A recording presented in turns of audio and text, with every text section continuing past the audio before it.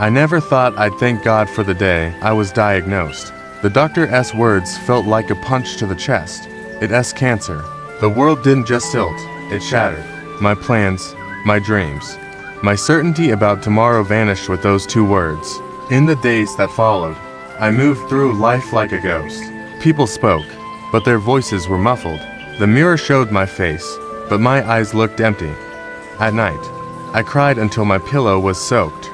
I prayed, but my prayers were hollow, more like desperate whispers to a God I wasn't sure was listening anymore.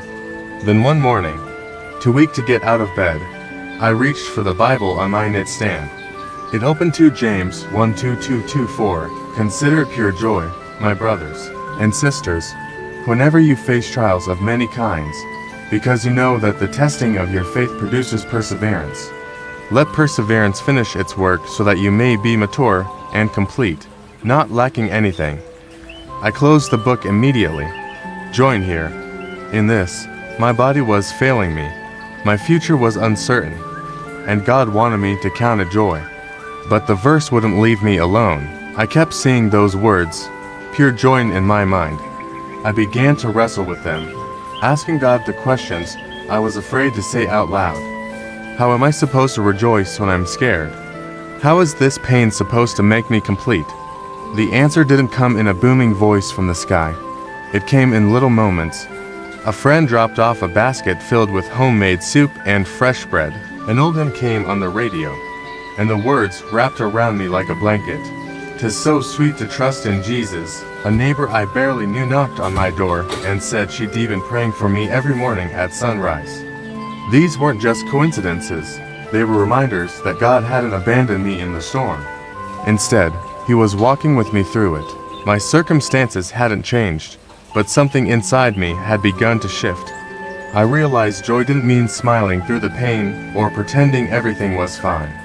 Joy meant holding onto hope when everything else was falling apart. The chemo treatments were grueling.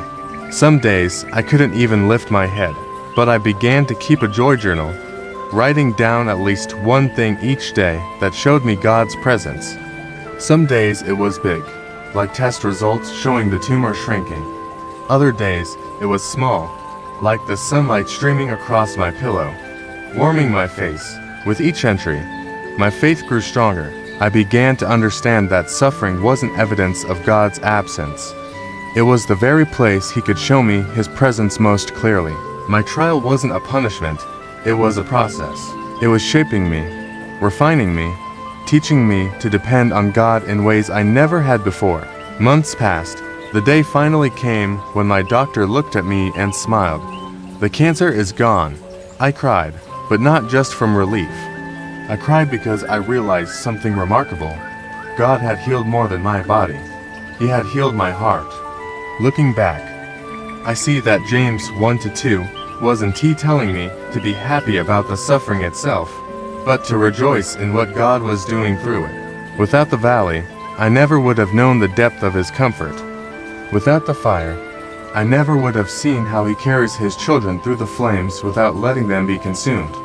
Now, when I meet someone who's facing a diagnosis, a loss, or a heartbreak, I don't offer cliches. I sit with them.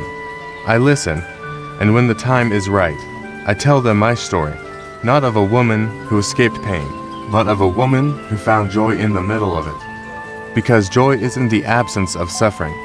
Joy is the presence of Jesus in the suffering.